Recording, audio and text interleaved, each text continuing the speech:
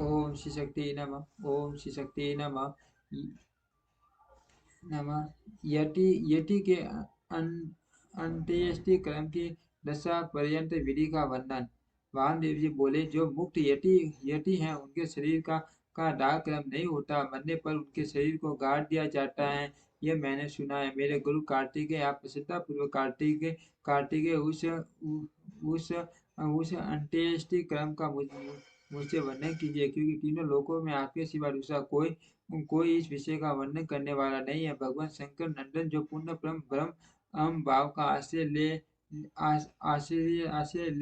ले देवपन से मुक्त हो गए हैं, तथा जो जो उपासना के मार्ग से शरीर बंधन से मुक्त हो परमात्मा को प्राप्त हुए हैं, उनकी गति में क्या अंतर है, यह बताइए प्रभु।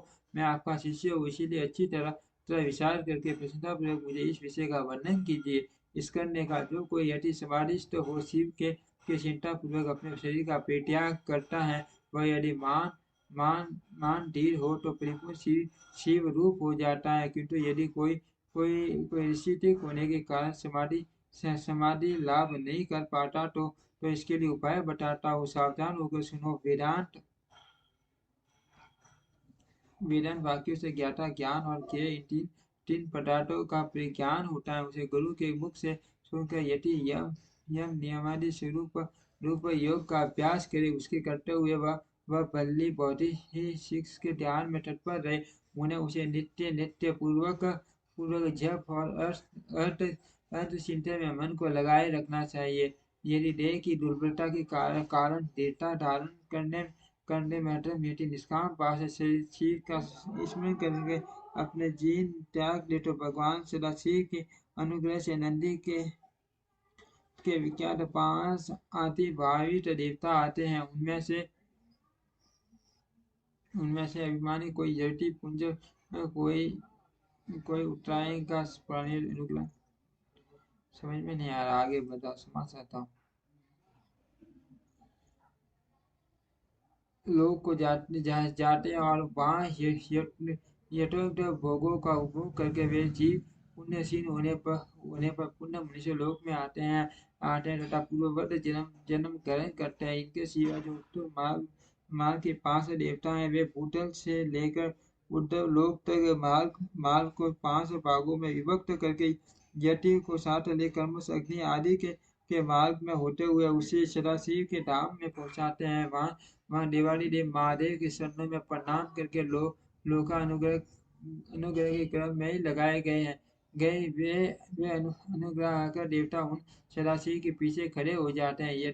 यति को आया देख दिवाली देव सदाशिव यही यदि वह विरक्त हो तो उसे महामंत्र के तात्पर्य का उपदेश दे गणपति के पद पर अभिप्रेत करके अपने ही सम्मान शरीर देते हैं। इस प्रकार सर्वनियंता भगवान शंकर उस पर अनुग्रह करते हैं, उसे अनुग्रहित करके निश्चल समाधि देते हैं। अपने पीठी दास्य भाव की फल स्वरूप तथा सूर्य आदि के कार्य करने की शक्ति रूप ऐसी सिद्धियां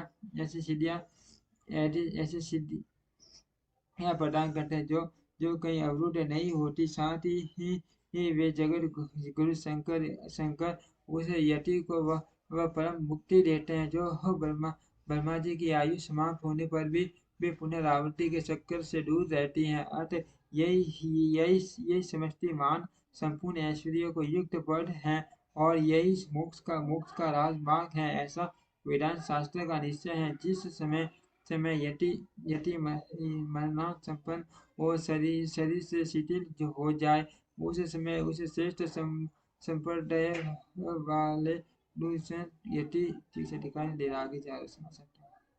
लोग अत्यंत दुखी हो जाते हैं, इसीलिए उस दोष का परिहार करने के लिए शांति का विधान बताया जाता है। उस समय नम इरनिनाय से लेकर नम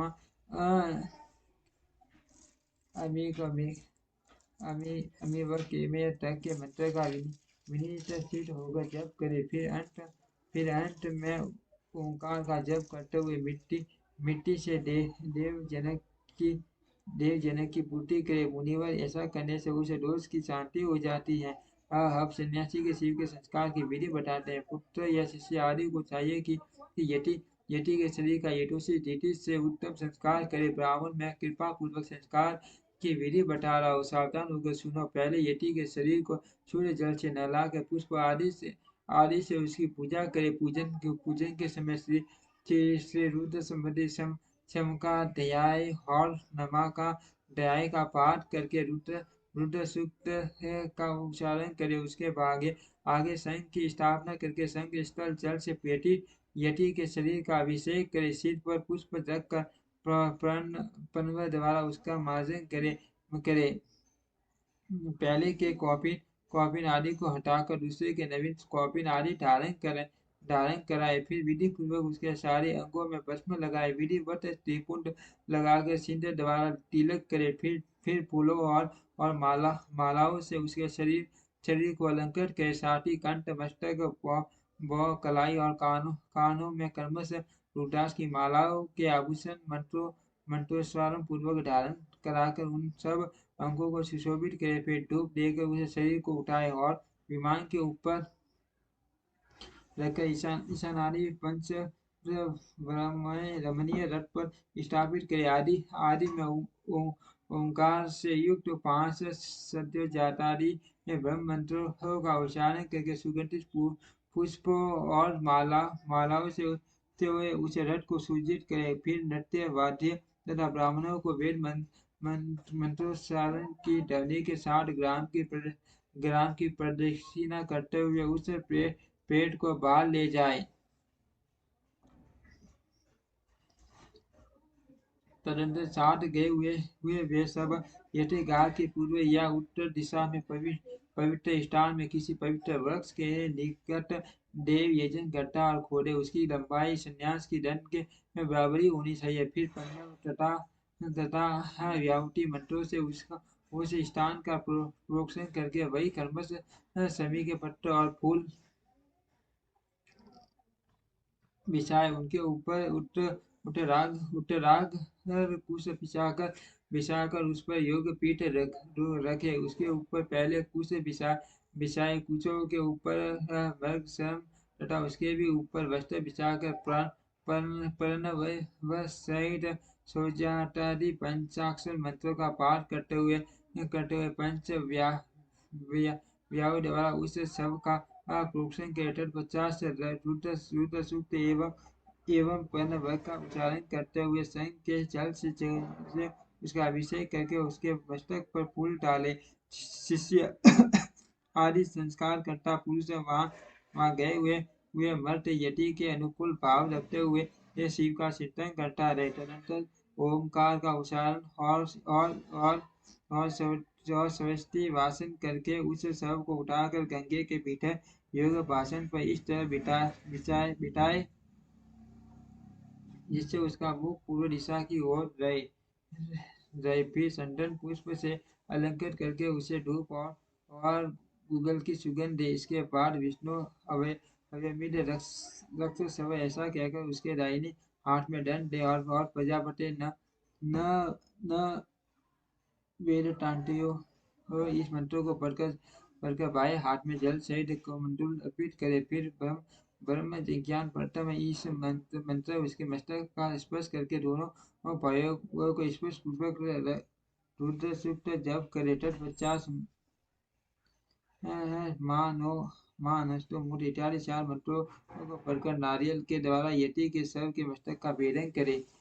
इसके बाद उस गंगों के पाठ दे। फिर उस स्थान का स्पर्श करके अन्य शीर्ष से 5 ब्रह्म मंत्रों का जप करे। तदनंतर योग देवाना प्रथम पुरस्तात् से लेकर तस्य प्रकृति लीनस्त यह परम स महेश्वरम तक मां नारायणो नोपनिषद के मंत्रों का जप करके संसार रूपी रोग के विषय स्वर्गीय स्वतंत्र तथा संपर अनुग्रह करने वाले उमा सहित महाराज जी का चिंतन एवं पूजन करे।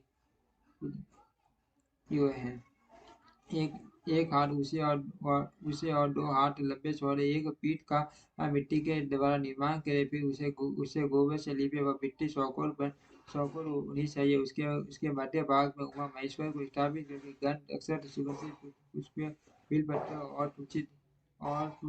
तुलसी दलों से उनकी पूजा कर प्रचार स्पंदन से धूप और दीप निवेदन करे, फिर दूध और हविष्य का नैवेद्य लगाकर 5 बार परिक्रमा करके नमस्कार करे, फिर 12 बार प्रयाग पर्वत का जप करके प्रणाम करे। तदनंतर वही भूत यति की सृष्टि के लिए नारायण पूजन, बलिदान, दधति प्रदान का संकल्प करके घट के ऊपर मन में लिंग बनाकर पुष्प से सूत से पूजा पूजा की निश्चित पायस की बलि दे। टीकादीप जला पायसली ने जल में डाल देकर बच्चा दिशाओं को क्रमश बंधव तो उच्चारण पूर्वक ओम ब्राह्मणे नमः इस मंत्र से वहीभूत यति के लिए जल से 8 बार अद्य जल दे। इस प्रकार 10 दिनों तक करता रहे। मुनिश्रेष्ठ यह दशा तक की विधि तुम्हें बताई गई है। यह अब यतियों की एकादशाई विधि सुनो। ओम श्री शक्ति नमः। ओम श्री शक्ति नमः। ओम श्री शक्ति नमः।